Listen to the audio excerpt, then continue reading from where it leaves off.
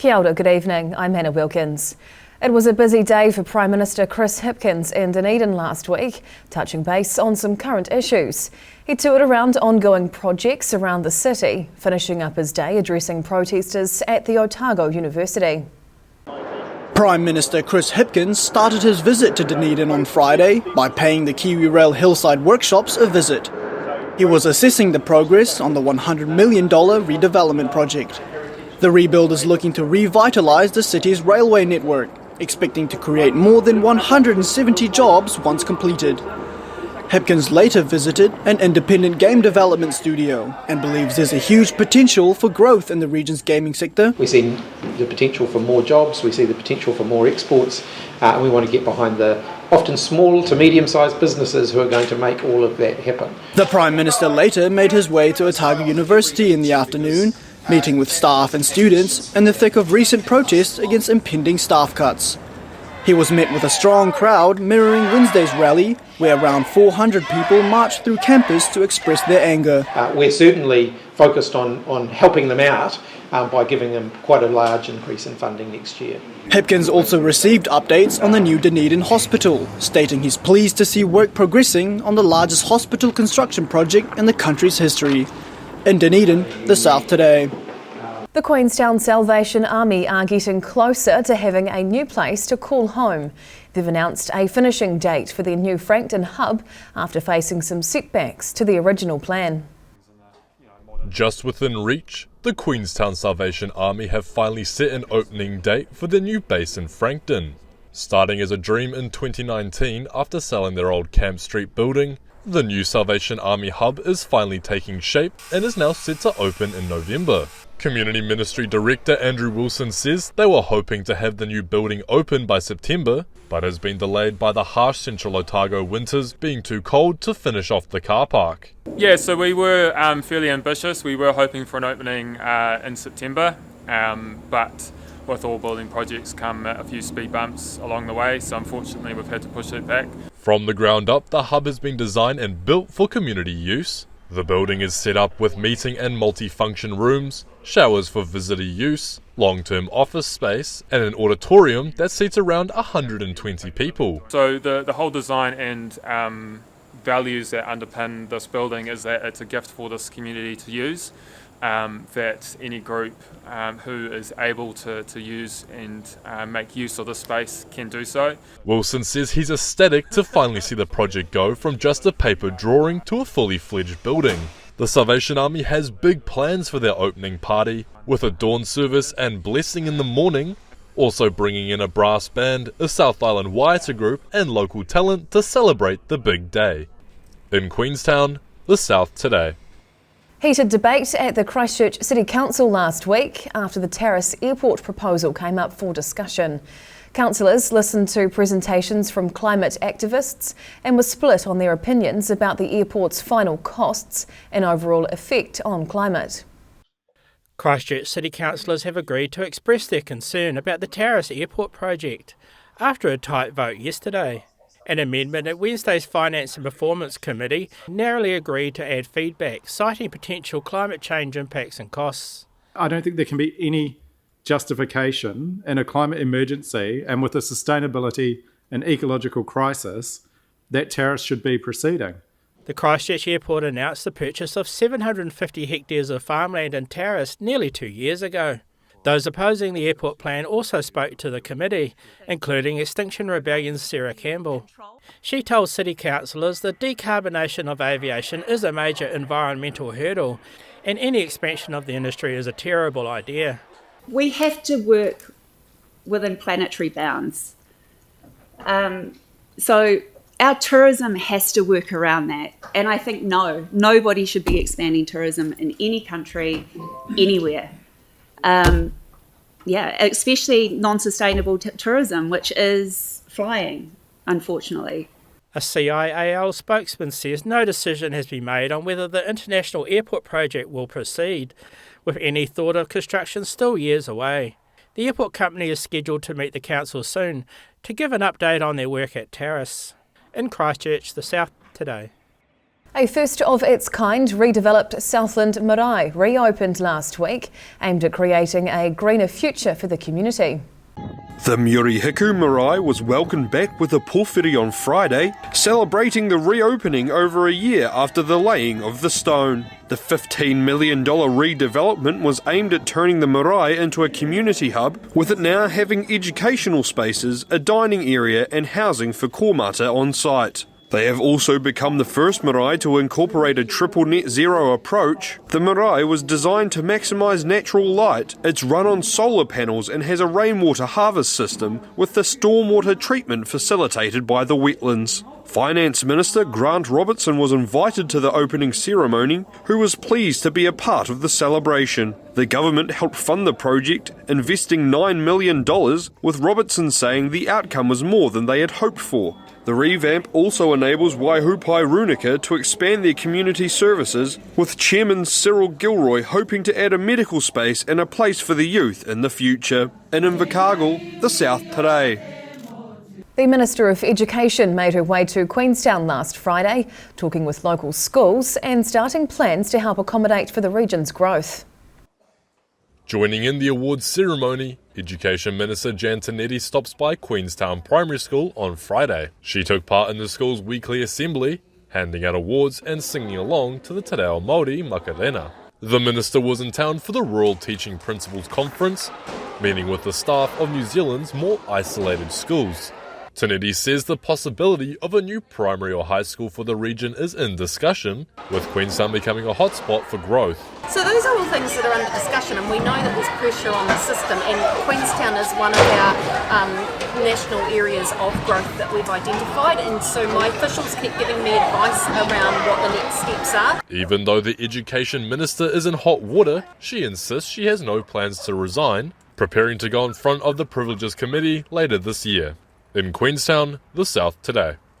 Whaiakane still to come on Southern Newsweek. Queenstown Gardens were illuminated in dazzling neon splendour last week as an annual light spectacle captivated visitors. And some of Gore's local music talent is taking to the streets for the start of a multi-day festival.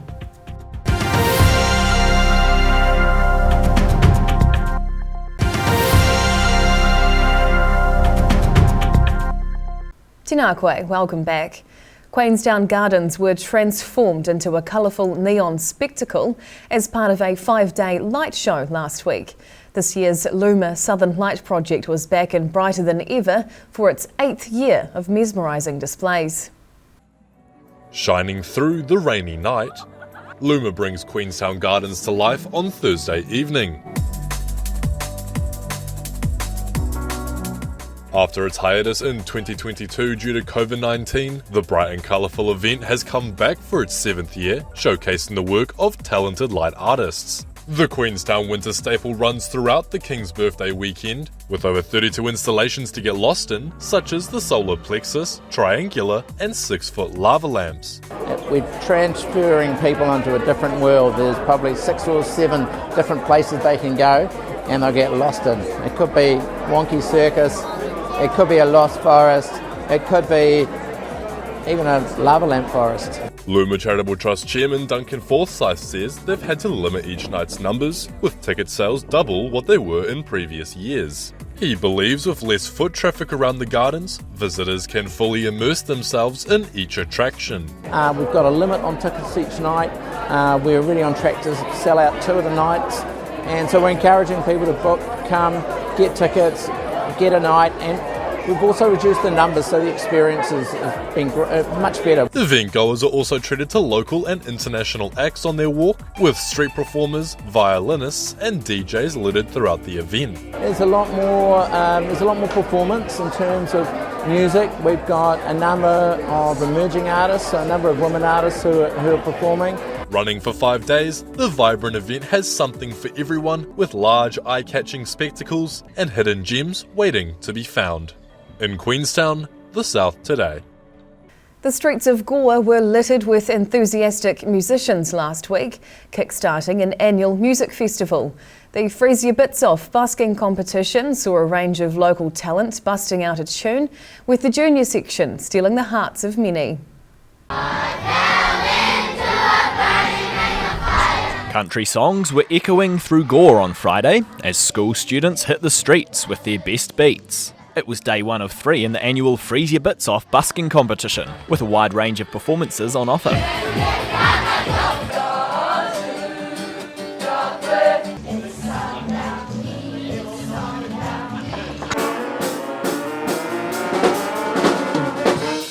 The competition's a key part of the 10-day Tussock Country Music Festival, taking place in Gore this week. Organisers estimate the festival brings around 10,000 people to the region, and say they're delighted with the range of international and local talent on display. The busking finals are set to take place on Sunday afternoon, with a tough job ahead for the judging panel. It's hard as a judge having to judge between kapa haka and jazz, which is going on behind us.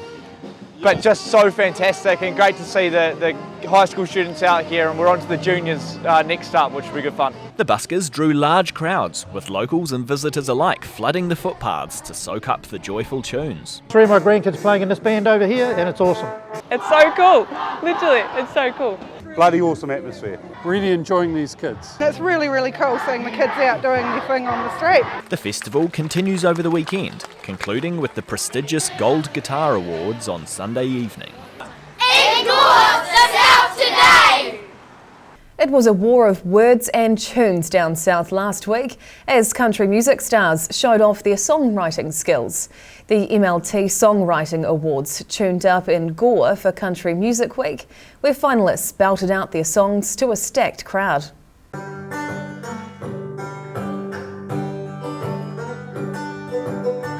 Plucking banjos and twanging guitars, performing in the country music capital of New Zealand.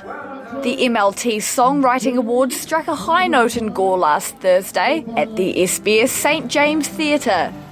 10 country music finalists from across the country came to showcase their songwriting talents, playing in front of an enthusiastic crowd. Just a great opportunity to kind of network with a lot of the other country musicians and country songwriters. Father-daughter duo Ron and Jenny Mitchell came runner-up with their song Daffodils, placing for their first time with a tune about growing older. I love songwriting as sort of my favourite part of being a musician, so I love that it's all about the song. Around 90 songs were entered in the competition, with former Dunedin songwriter Matt Joe Gow taking out the top award. It's my first time as part of the MLT Songwriting Awards, but we have been here before and played a couple shows here. New Zealand Songwriters Trust Chairman Jeff Ray says he's happy established songwriters are now entering the awards, leading to the quality of songs on show being higher. In Gore, the South today. The South Island's finest youth Pasifika talents were shining bright at an annual speech competition in Dunedin this week. The Otago Secondary Pasifika Voices speech competition is still on the mend from COVID-19, with organisers believing it's now bigger and brighter than ever. Young voices of inspiration and empowerment echoing through the auditorium filled with friends and family. Around 22 confident Pasifika students took part in this year's Otago Secondary Pasifika Voices speech competition at the Otago Boys High School auditorium on Wednesday. The student-led event's been running since 2018, and organisers reckon it's an important event for the Pasifika youth. Giving people like me, Pasifika people, a platform to speak on topics that they wouldn't normally speak about and that they find hard to speak about in our community. The annual competition still picking itself up again since the COVID-19 pandemic. Event organisers working hard to make the event possible. We had some COVID years where it sort of, went silent for a while, and then last year it was picked back up again, and this year it's even bigger and bolder than it has been for a while. The crowd of friends and family enjoyed listening to the inspiring speeches from participants, making them feel like they were in a home away from home. In Dunedin, the South today. Southland's finest sporting talents were on display over the long weekend, with a national rugby star making a return to her roots. Blackfern's prop Amy Rule guest-starred in the annual Country vs Town fixture, helping from the sidelines and offering some inspiration to the new generation. Southland was divided into two on King's birthday as players took the field for the annual Country vs Town derby. Strong crowds were in attendance at Rugby Park as the sunny Southland weather turned on for the 3 games of high-quality rugby. Blackfern's prop Amy Rule made her way home for guest appearance in the women's game, featuring in the country team's starting lineup. It's awesome getting home and connecting with family and friends. This will always be a special place to my heart. This is where it all started with the rugby. She enjoys seeing everyone connecting and sharing fond memories over the sport, continuing to grow women's rugby and making for a great atmosphere. It's awesome to see people love the game and love everything that the girls have done in the rugby space. It's awesome. Rule is striving to help make a more supportive environment in the women's rugby space, inspiring the younger generation to try follow in her footsteps. For the younger girls, it's a role model that they can see from the region, that they know, that they've seen on the big screen. She's played, Blackburns for years. The friendly rivalry ran strong in the women's game, which came down to a nail-biting finish, with country just scrapping the victory 32-29. In Invercargill, the South Today. Whaiakane still to come on Southern Newsweek. A Dunedin student ventured out on a South Otago pub tour, trying to uncover truths behind legends of rural bars. And Invercargill book lovers were treated to a big weekend of deals at a community fundraiser for Youthline.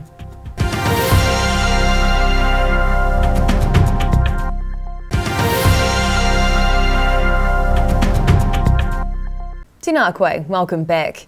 Are South Otago pubs scary? Well, that's the one question that a Dunedin student set out to find the answer to on a tour of the region. A recent article in a student magazine had painted some rural bars in a bad light, entertaining both patrons and owners. The face of the scariest pub in South Otago, wearing a sombrero. A number of South Otago pubs were under fire last week, thanks to a satire article in Otago University's student magazine, Critic Te Arohi.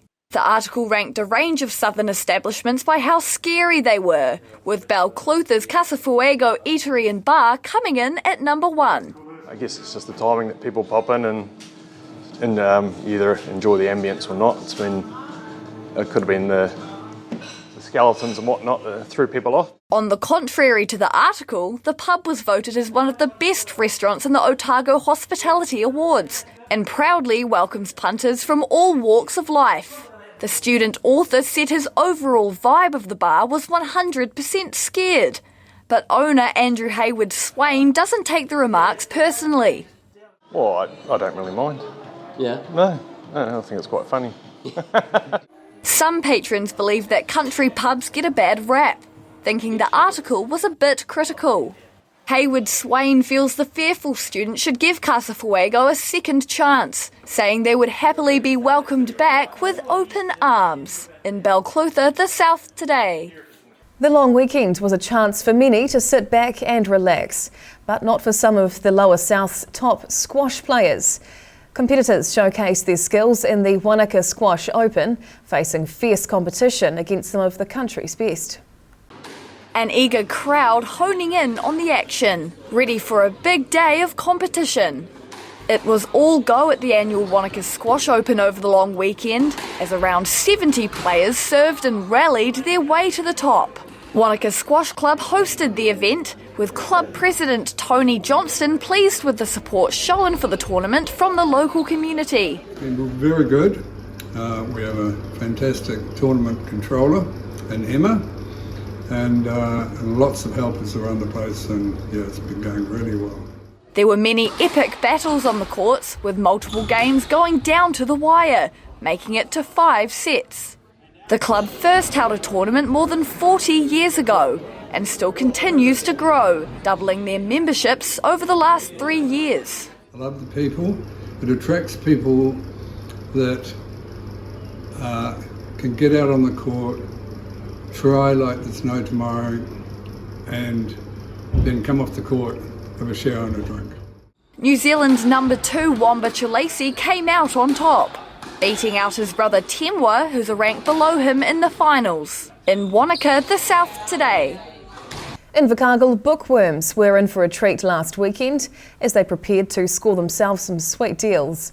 The long-running annual Rotary book sale continues to raise funds for the community, this year focusing on helping out the youth. Perusing the paperbacks. There will be no shortage of pages in Invercargill this weekend, with the annual Rotary book sale getting underway. Scores of literature lovers making their way to the Civic Theatre, looking to score themselves some cheap chapters. It's the 42nd year the sale's taken place, with the money raised this year supporting Southland Youthline. Richard William King has been involved in the fundraiser for over 20 years, sorting all the books and ensuring that only the best go on offer, a passion that began as a kid. I hated Sundays because there was nothing to do and I didn't have any reading material, so that's what got me interested in books, and I've loved books ever since, so that's what I enjoy. But it isn't just books on sale. The event's also offering good deals on DVDs, CDs, magazines and even puzzles. The sales convener, Richard Russell, estimates they've collected over 50,000 books for this year's fundraiser, claiming he still enjoys the work even after 30 years. If I didn't, I wouldn't be doing it, I suppose. It is a bit of a challenge, but at the end of the day, we run like a pretty well-oiled machine. That machine drawing in crowds of book lovers and helping Youthline to write a new chapter for the young people of Southland.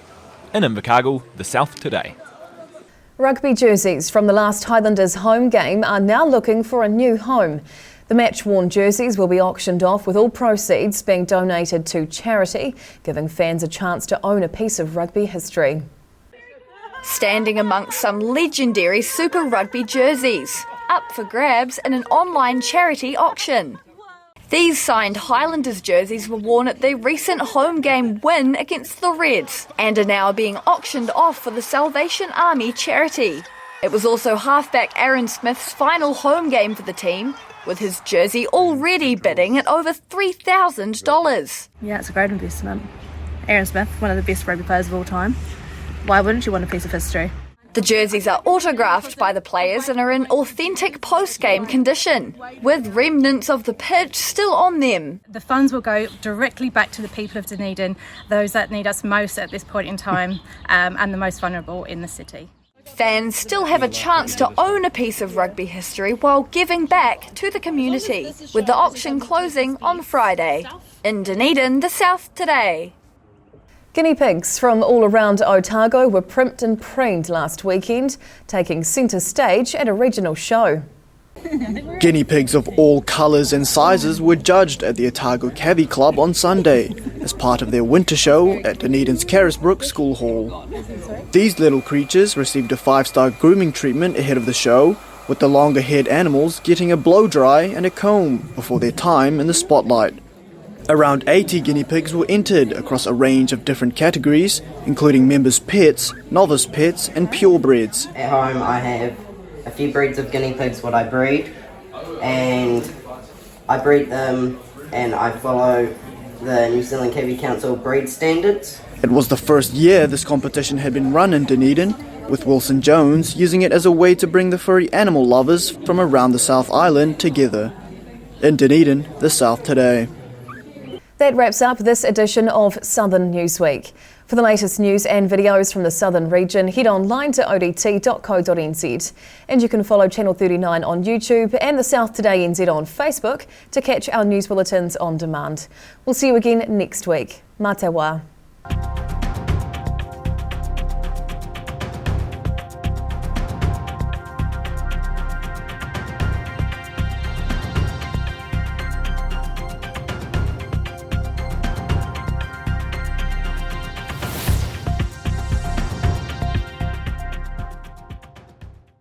Public interest journalism funded through New Zealand On Air.